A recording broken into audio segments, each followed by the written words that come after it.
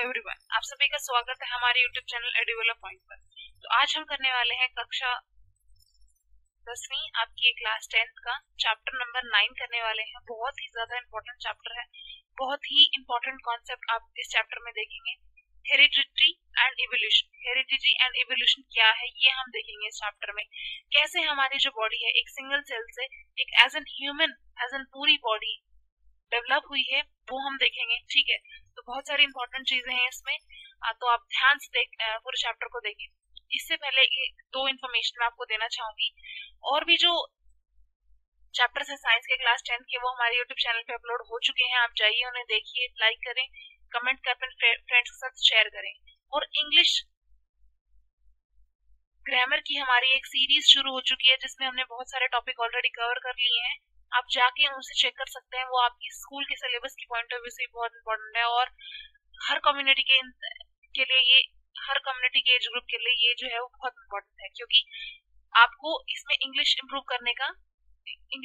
करने का मौका मिलेगा। तो देखिए, ये वीडियोस आपको कहाँ कहाँ हमारी प्लेलिस्ट में जाके चेक कर सकते हैं, आप कम्युनिटी में जाके चेक कर सकते हैं और इसी वीडियो के एंड में जाके चेक कर सकते हैं। तो चलिए करते हैं चैप्टर की शुरुआत। देखिए, we have seen that reproductive process give rise to the individual that are similar. जो रिप्रोडक्शन होता है उससे कि आपको एक नया इंडिविजुअल मिलता है जो कि सिमिलर होता है पेरेंट बॉडी के, लेकिन कुछ थोड़ा सा डिफरेंट होता है। ठीक है, पूरा का पूरा एग्जैक्ट कॉपी नहीं होता है, वेरिएशन आता है उसमें। ठीक है, जैसे कि अगर हम एसेक्सुअल रिप्रोडक्शन की बात करें उसमें वेरिएशन का अमाउंट जो है वो आपका बहुत कम होता है, लेकिन सेक्सुअल रिप्रोडक्शन की बात करें वहां पे आपका वेरिएशन जो है वो आर मैक्सिमाइज, वेरिएशन आपकी बहुत ज्यादा मैक्सिमम होती है।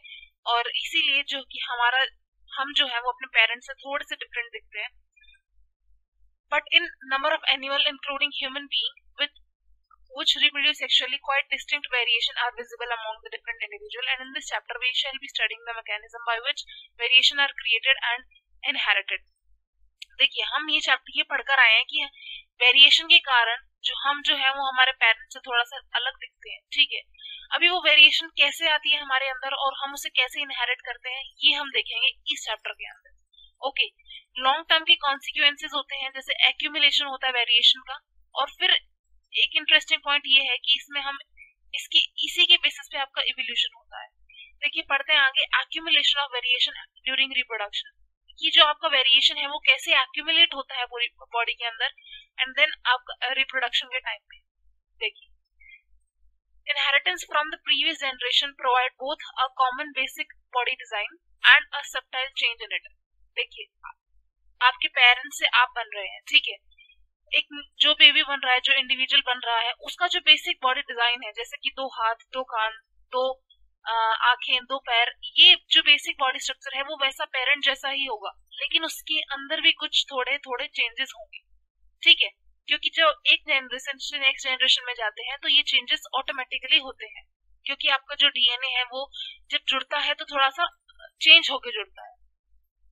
सेकेंड जनरेशन होगी उसके अंदर डिफरेंस होगा, क्योंकि वो इनहेरिट करेगा, कुछ ना कुछ इनहेरिट करेगा। देखिए, आप अपने पेरेंट्स से कुछ लेते हैं क्या डीएनए की फॉर्म में, सारे कैरेक्टर्स जो आपकी बॉडी के अंदर आएंगे, जैसे कि आपके आईज का कलर कैसा होगा, आपके बालों का कलर कैसा होगा, आप दिखने में आपके फेशियल कैरेक्टर कैसे होंगे, ये सब बेसिक कैरेक्टरिस्टिक जो है आप अपने पेरेंट्स से इनहेरिट कर रहे हैं। ठीक है, ये आप कहाँ से ले रहे हैं, आप फर्स्ट जनरेशन से ले रहे हैं। ठीक है, और कुछ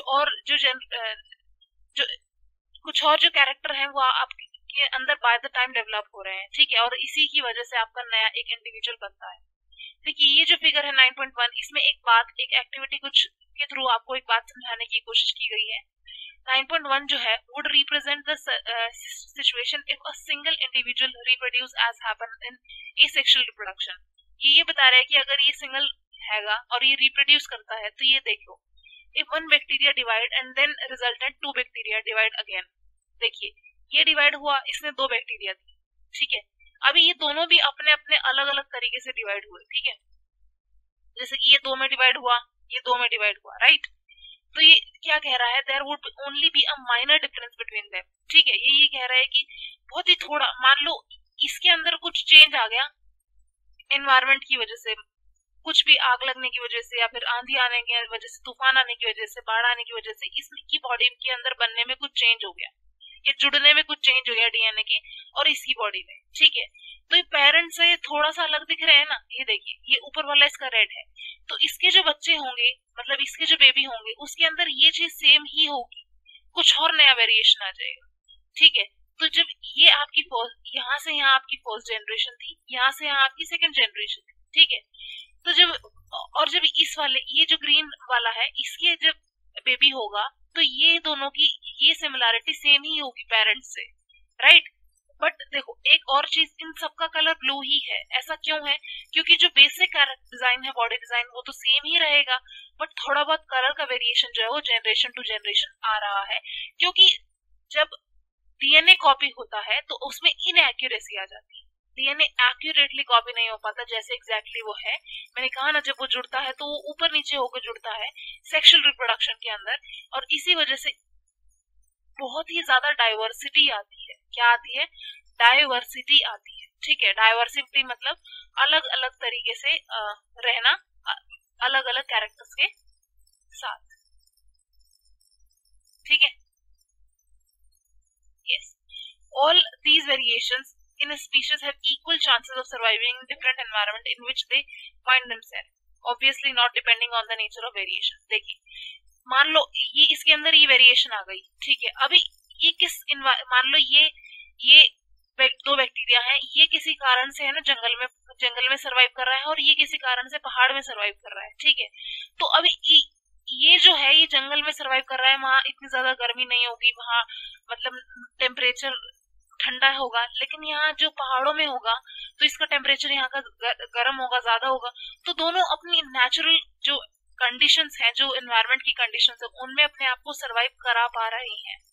ठीक है, उनमें अपने आप को जिंदा रख पा रहे हैं, क्योंकि इनके अंदर क्या है, वेरिएशन है। अगर ये अपने पेरेंट्स जैसे होते और ये जो बैक्टीरिया है ये कभी भी मान लो जंगल में नहीं रहा, तो ये डेफिनेटली अगर ये इसके जैसा होता तो ये मर जाता। ठीक है, क्योंकि वो उसका कैरेक्टर ही नहीं है कि वो बर्दाश्त कर सके ठंड को। बात समझ आ रही है? इसके अंदर वेरिएशन आई, दैट इज वाई इसके अंदर इतनी पावर आई कि जो एनवायरनमेंट है उसको ये झेल सके। ठीक है, और अपनी जिंदगी को आगे चला सके। देखिए bacteria can withstand heat with survive better in a heat wave, as we have discussed earlier. Selection of variant by environmental factor form a basis of evolutionary process। इसी को later on डिस्कस करना है। अभी heredity क्या होती है, देखो इसको देखते हैं। The most obvious outcome of the reproductive process still remain the generation of individual of similar design। Generation of individual of similar design, देखिए डिजाइन बिल्कुल सेम होगा, but the rule of heredity determine the process by which traits and characteristic are reliable inherited. Basic चीज जो है वो matter करती है कि आपके अंदर क्या क्या ट्रेट्स आ रही हैं आपके पेरेंट्स से, राइट। तो इनहेरिटेड क्या होता है ट्रेट्स, वो देखते हैं हम। What do you mean by similarity and differences, क्या मतलब है आपकी सिमिलैरिटी और डिफरेंसेस से? ये देखिए, a child bear all the basic feature of the human being. एक जो बच्चा है उसके पास सारे बेसिक फीचर होते हैं, जैसे कि उसके हेड होता है, उसका माउथ होता है, 2 आंखें होती हैं उसकी, तो as a normal human being की तरह वो दिखता है। However, it does not look exactly like its parent। ये मैं अभी आपको बताते हुए आ रही हूँ इस चैप्टर में कि लेकिन जो बच्चा है वो बिल्कुल अपने पेरेंट्स जैसा नहीं दिखेगा, right. Human population show a great deal of variation, और इससे हमें पता चलता है कि जो पृथ्वी के ऊपर सरवाइव कर रहा है उन सब के अंदर क्या है, वेरिएशन है, इसीलिए वो जिंदा रह पा रहे हैं। देखिए आगे आता है rule of inheritance of traits को इनहेरिट करने का, अपने अंदर लेने का तरीका या रूल आप कह सकते हैं। मेंडल्स कंट्रीब्यूशन, मेंडल एक बहुत बड़े साइंटिस्ट हुए हैं, उन्होंने इसमें क्या अपना योगदान दिया, क्या बताया हमें ऐसा, वो देखते हैं। Rule for inheritance of such traits in human being are related to the fact that both mother and father contribute practically equal amount of genetic material to the child। ये कहता है कि जो पेरेंट है, दोनों पेरेंट जो है वो इक्वल में बराबर जेनेटिक मटेरियल बच्चे तक पहुंचाएंगे। बच्चे के अंदर दोनों का आएगा, हाफ एंड हाफ दोनों पेरेंट का, जिससे कि उसका डीएनए बनेगा। ठीक है, तो each trait there will be 2 version in each cell. देखिए इसी की वजह से बच्चे के अंदर जो है वो हर कोई भी चीज बनेगी, मान लो उसकी आंखें बनेगी, तो उस आंखें बनने के उसके पास दो वर्जन होंगे, या तो वो उसकी मम्मा की जैसे बने या उसके फादर के जैसे बने, ठीक है।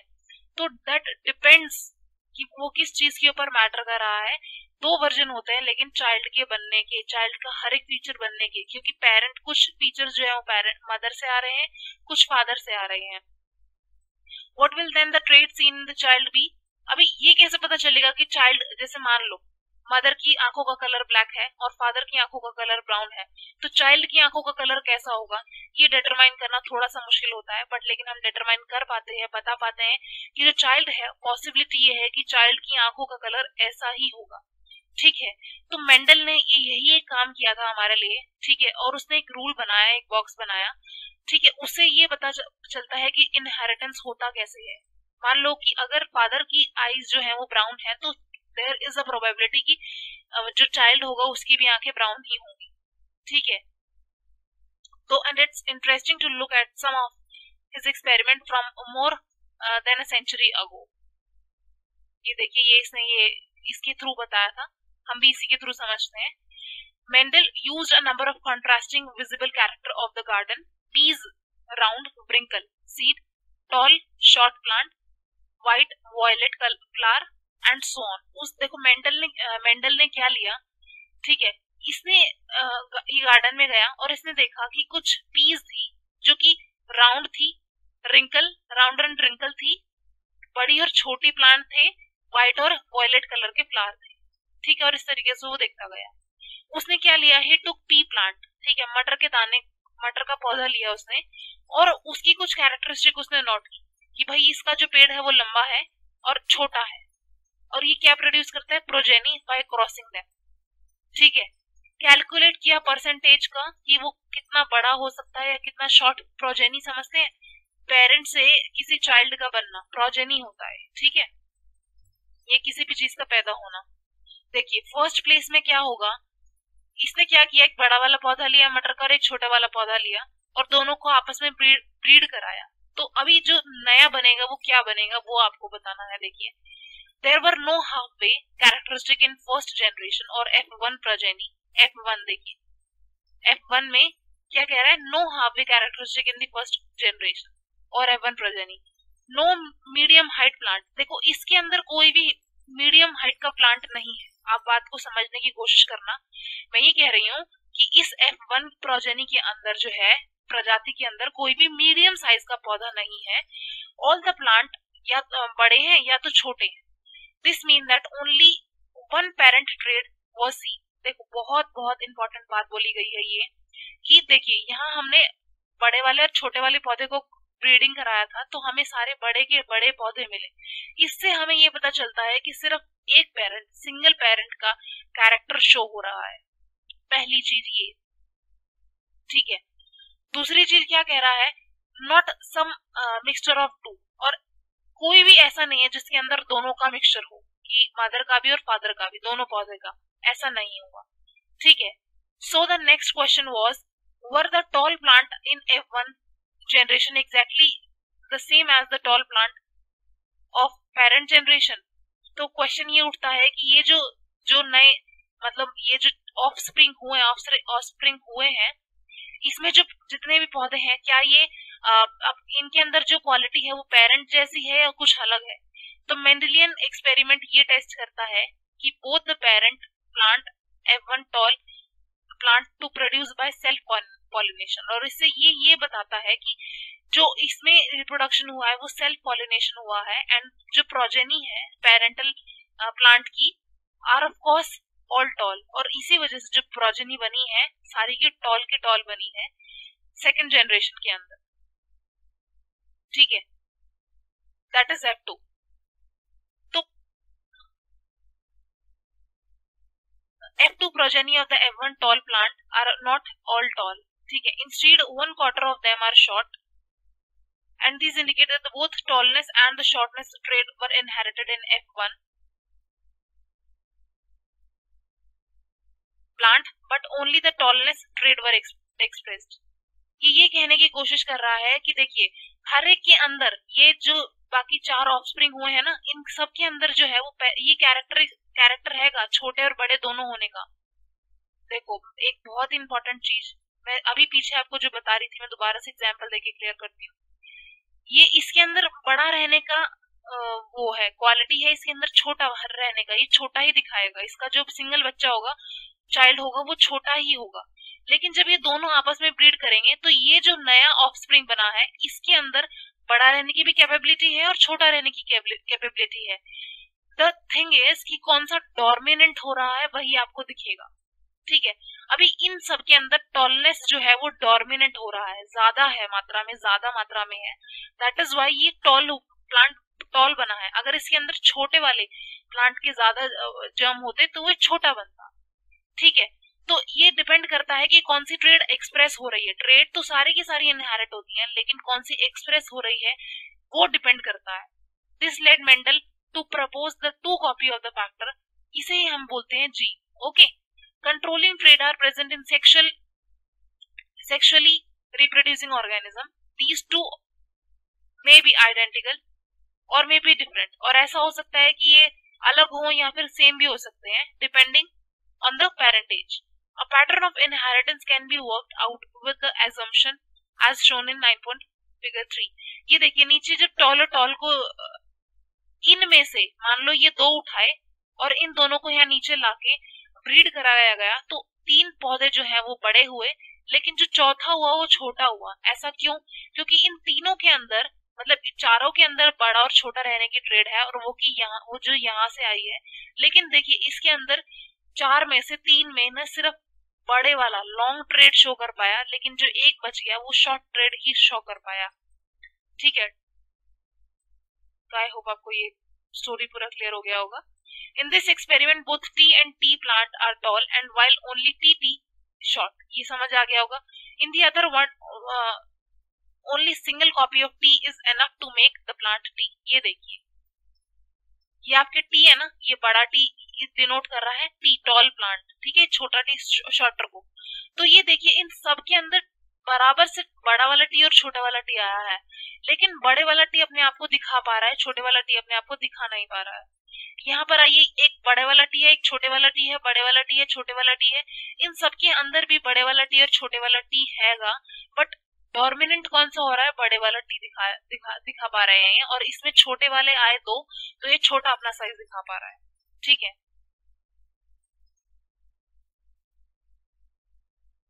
नेक्स्ट इज कि how do the progeny of the tall plant with around seed stored. और ऐसे ही ये जो केस है ना, ये आपका इन सीड में भी होता है। मान लो ये 2 प्रकार के सीड लिए हैं या फ्लावर लिए हैं, एक पर्पल कलर का है और एक ये, इन दोनों के बीच में उनमें सेल्फ पॉलिनेशन कराया था, इसमें क्रॉस पॉलिनेशन कराया है। तो ये देखिए आपको ये मिला, ये आपका पहला ऑफस्प्रिंग है, पहली जो पैदाइश है, जो पहला जो चाइल्ड कह लो, फ्लावर का जो चाइल्ड कह लो, वो है, ये फर्स्ट चाइल्ड है। ठीक है, जब इसको इसी के अंदर पॉलिनेशन कराया गया, देखिए ये दोनों, मैंने आपको पहले ही बताया था कि जब 2 अलग अलग फ्लावर के बीच में पॉलिनेशन होता है तो वो क्रॉस पॉलिनेशन कहलाता है, लेकिन अपने खुद के अंदर ही फ्लावर के अंदर जब पॉलिनेशन होता है तो वो सेल्फ फर्टिलाइजेशन होता है। ठीक है, तो जब इसके अंदर सेल्फ फर्टिलाइजेशन हुआ तो हमें क्या दिखाई दिया कि 3 तो बराबर से पेरेंट जैसा ही दिख रहा है, लेकिन एक जो है वो अपना ग्रैंड पेरेंट जैसा दिख रहा है। ये तो ग्रैंड पेरेंट हो गया ना इसके लिए, तो एक जो है वो ट्रेट जो शो हुआ है वो अपने ग्रैंड पेरेंट जैसा शो हुआ है। तो यहाँ से एक नोट ये बात निकलती है कि जो हम है, लाइक जो हमारे अंदर जेनेटिक मटेरियल है, वो सिर्फ हमारे पेरेंट्स से नहीं आया है, जो हमारे ग्रैंड पेरेंट्स है, हमारे पेरेंट्स के अंदर आया है, तो और वहीं से ही वो भी थोड़ा बहुत मिक्स होके हमारे अंदर आया है। तो हमारे अंदर कुछ ऐसे ट्रेट भी हैं जो हमारे ग्रैंड पेरेंट्स और ग्रेट ग्रैंड पेरेंट्स में भी हुआ करते थे। ठीक है, आई होप ये क्लियर हो गया होगा, क्योंकि हमारा जो डीएनए है वो कॉन्टिन्यूएशन है, वो ऐसा नहीं है कि भाई इसमें अलग और उसमें अलग है, ऐसा नहीं है, हमारे पेरेंट्स का कॉन्टिन्यूएशन ही होता है। ठीक है, तो ये देखिए इस तरीके से। ठीक है,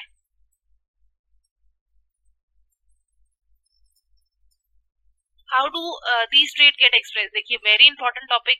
अभी मैं आपको ये बताती आ रही हूँ, जो डोमिनेंट होगा वो अपने आप को एक्सप्रेस कर पाएगा, right.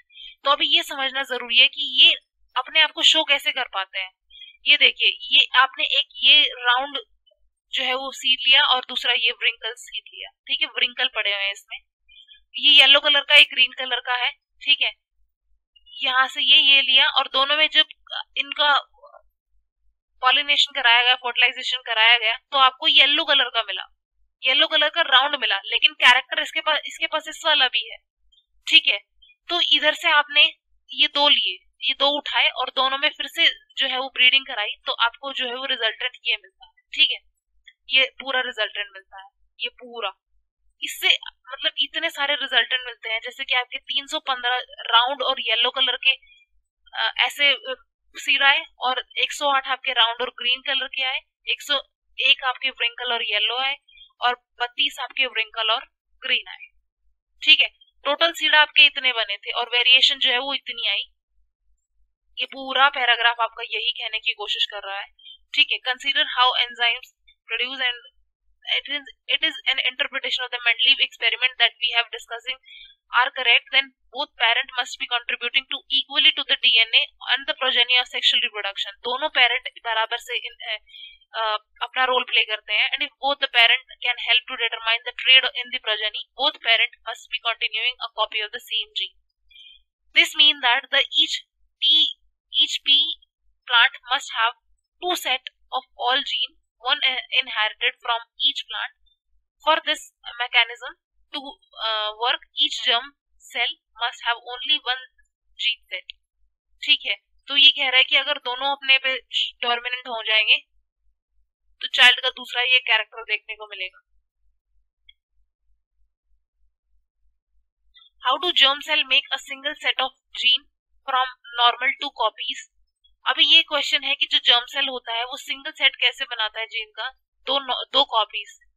Progeny plant inherited a single whole gene set from each parent and then the experiment explain, ठीक है, ये पूरा एक्सपेरिमेंट था। ये this is explain by the fact that each gene is set is present not as a single long thread. DNA जो है वो एक सिंगल लॉन्ग थ्रेड नहीं है, but as separate independent pieces. इसके अंदर क्या है, क्रोमोसोम्स मिलेंगे जो कि आपके पेरेंट से आपका जेनेटिक मटेरियल लेकर आते हैं, और क्रोमोसोम के अंदर आपके जीन्स जो है वो होते हैं, ठीक है।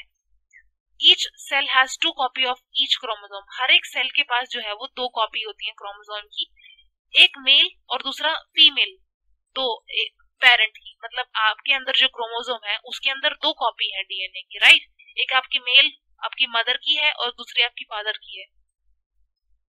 When two germ cell combine, they will restore the normal number of chromosome in the progeny and ensuring the stability of the DNA of this species, such as the mechanism of inheritance explain the resulting of the Mendel's experiment, and is used by all sexually reproducing organism, but asexual reproducing organism as follow similar rule of inheritance and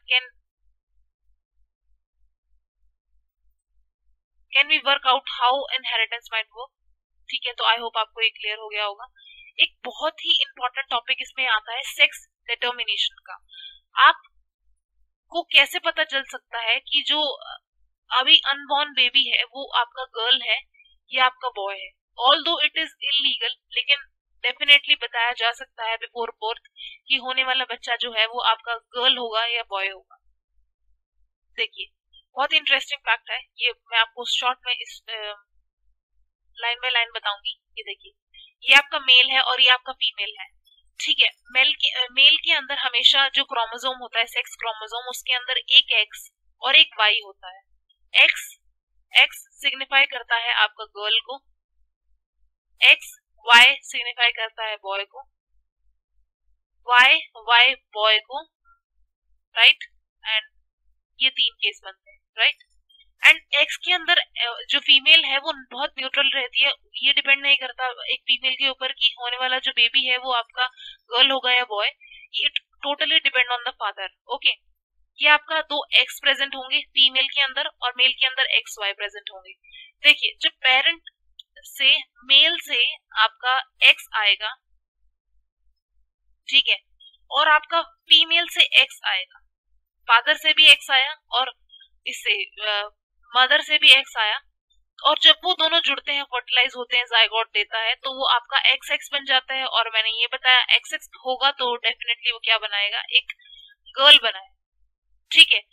वहीं दूसरी जगह अगर मैं बात करूं, अगर इधर से वाई गैमेट आता है फादर की साइड से, और इधर से तो एक्स ही आएगा, ऑल द टाइम एक्स ही आएगा, चाहे बॉय हो चाहे गर्ल। इधर से आपका अगर वाई आया और इधर से आपका एक्स आया, तो दोनों कंबाइन होके एक्स और वाई बनाएंगे, और एक्स और वाई मैंने आपको बताया है जो आपका क्या होगा, बॉय बनाएगा, ठीक है, आपका मेल बनाएगा। ये कॉन्सेप्ट आपको क्लियर हो गया होगा। ये देखिए अभी यहाँ क्या लिखा हुआ है वो देखते हैं। How is the sex of the newborn individual determined? Different species use very different strategies for this, and some rely entirely on the environmental clues. Thus, in some animal like few reptile, the temperature at which fertilized eggs are kept determine whether the animals developing in egg male and female, ठीक है। तो ये बता रहा है कि कैसे sex को आप डिटरमाइन कर सकते हो, लेकिन but it is illegal, okay, it is not acceptable legally.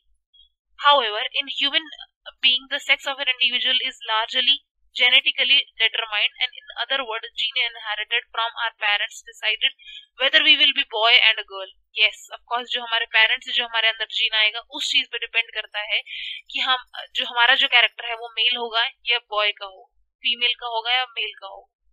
Explanation lies in the fact that all human chromosomes are not paired, and some most chromosomes are material and parental copy.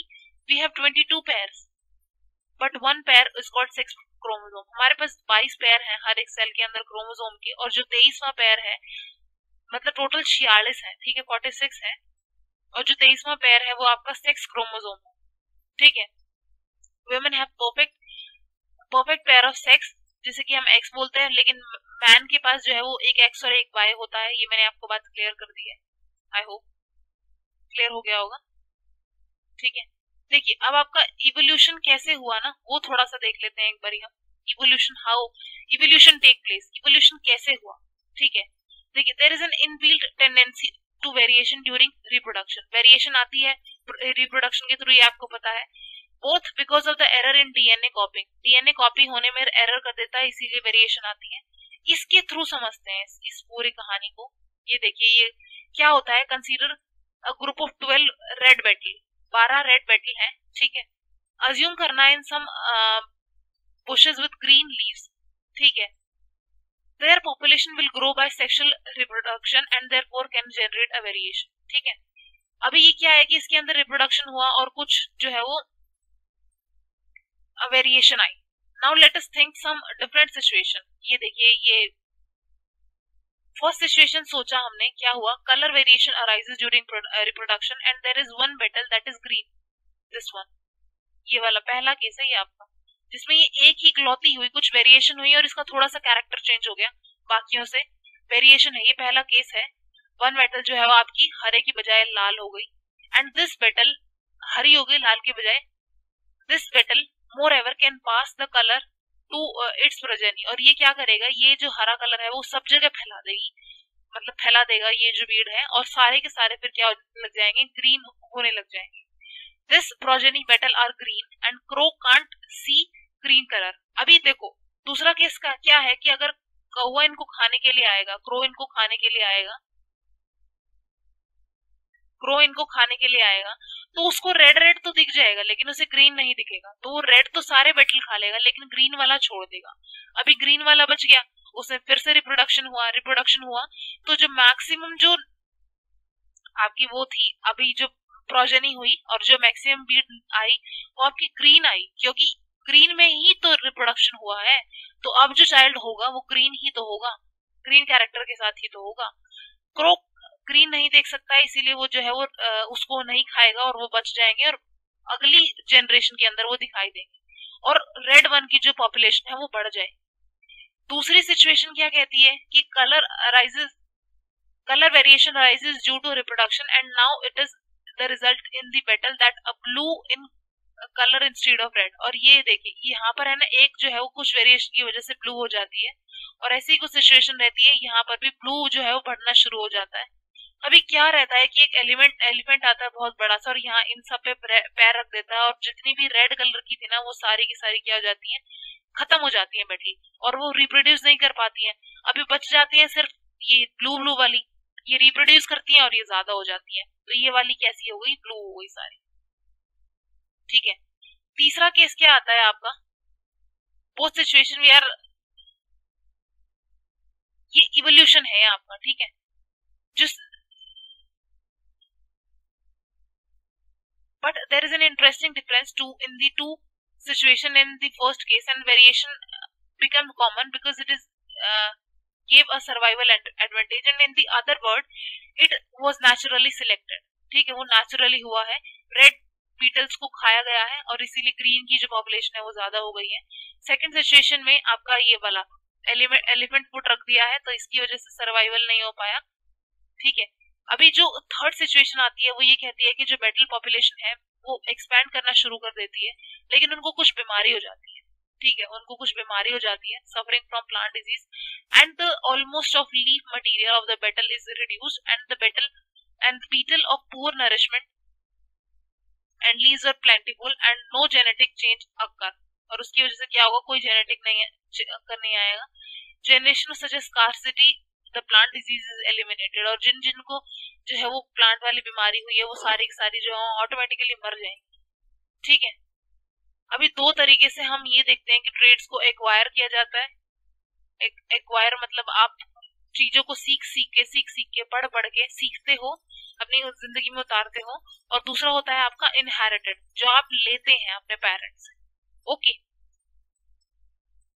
जैसे कि अगर मैं example दूं, आपने अपने parents से सीखा है कि भाई खाना नहीं छोड़ना चाहिए, तो खाना नहीं छोड़ना चाहिए वो एक ऐसी ट्रेड है, वो आपकी एक्वायर्ड ट्रेड है, आपने अपने पेरेंट्स से सीखा वो।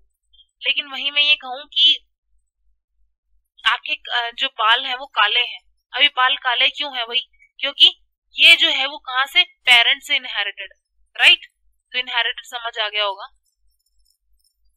The idea that the germ cell of the sexually reproducing population are made in specialized reproductive tissue, and if the weight of the beetle is reduced because of starvation, there will not be change of DNA in the germ cell। और ये कह रहा है कि अगर कुछ ऐसा भूख मरी या फिर ऐसा कुछ आ जाता है तो डीएनए चेंज नहीं होता है, उसके अंदर जर्म सेल चेंज नहीं होता है, वो सेम ही रहता है। वेट लो हो सकता है, ठीक है, प्रोजेनी खत्म हो सकती है, बट डीएनए चेंज नहीं हो सकता है। And the change in non reproductive tissue can't be pass to DNA of the germ. और एक चीज और, जो भी चेंज नॉन रिप्रोडक्टिव टिश्यू में हुआ है, नॉन रिप्रोडक्टिव समझ लो जो सेक्स के लिए सेक्स डिटरमाइन करने में काम ही नहीं देते हैं, उसका कोई काम नहीं है, तो उससे कोई फर्क नहीं पड़ता है। ठीक है, वो डायरेक्ट सिर्फ जो सेक्स क्रोमोसोम्स के होते हैं उसी से लेना देना होता है। दूसरा एग्जांपल है, how an individual can't pass on to its progeny by experience of its life, and if you breed a group of mice, all of their progeny have tall, and as expected, if the tall of two mice are removed from surgery in each generation, do the tallest mice have tallest progeny? The answer is no। आपका बहुत अच्छा example यहाँ दिया हुआ है कि अगर आप रैट लेते हैं और रैट की पूंछ काट देते हैं आप, तो क्या तीन बार पूंछ काट दिया आपने, ठीक है, तो क्या ऐसा होगा कि जो थर्ड जनरेशन आएगी उसकी पूंछ नहीं होगी? नहीं, ऐसा नहीं होता है। ठीक है, वो आपका इनहेरिटेड ट्रेड है, वो ऑटोमेटिकली आप ले चुके हैं अपने पेरेंट्स से। ठीक है, तो ये था आपका पूरा इसके बारे में। ठीक है, फिर एक जो मेन चीज आती है वो आता है आपका speciation.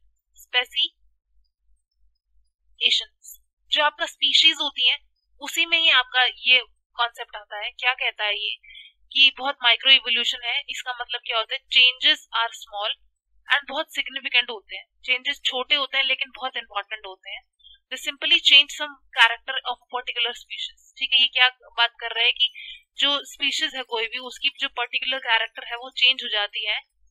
Does not properly explain as how new species come into existence. ठीक है, एंड इसी तरीके से considered what would happen if the bushes the beetles feed on are spread widely over the mountain range and the beetle population become very large as a result। और ऐसा हो, कुछ ऐसा हो जो आपके बेटल है वो माउंटेन रेंज में पहुंच जाए और बहुत ज्यादा फैल जाए, तो जो इंडिविजुअल बेटल फीड है mostly on the near by population of the beetle, there will always subpopulation of a neighbor since male and female beetle have to met for reproduction. ठीक है, वो उसको क्या करना पड़ेगा, मिलना पड़ेगा रिप्रोडक्शन के लिए. There also nature is also very smart. ठीक है, nature is very very smart. उसने सब कुछ बहुत सोच समझ के चीजें डिसाइड की गई है. Of course, an occasional adventurous beetle might go from one side to another side, or a beetle is packed up by a crow from one side dropped into the other side. इस तरीके से उससे क्या होता है, result आपका gene of the migrant beetle entering into the new population and the kind of gene flow bound to happen between the population and are partially but not completely separated. Between two such subtropical a large river come into existence, the two population will further isolated.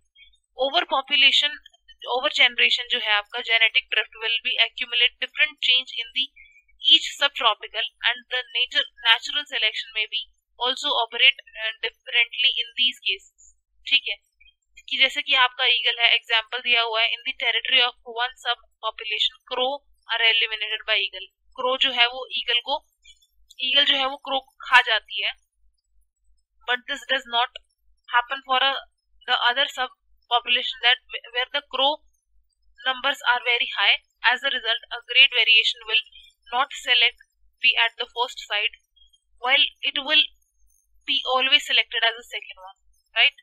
और ये जो process है चलता रहता है genetic drift का और natural selection का. There can always be a number of ways by which we can change our DNA, और severe enough बहुत सारे हैं. जैसे कि नए वेरिएशन जितने भी होंगी वो आपका क्या करेंगे, आपका डीएनए चेंज करेंगे. तो वेरिएशन करना, बहुत वेरिएशन को क्रिएट करने से क्या होगा, आपका डीएनए चेंज हो जाएगा. ठीक है, तो आई होप आपको ये वाला भी कॉन्सेप्ट क्लियर हो गया होगा.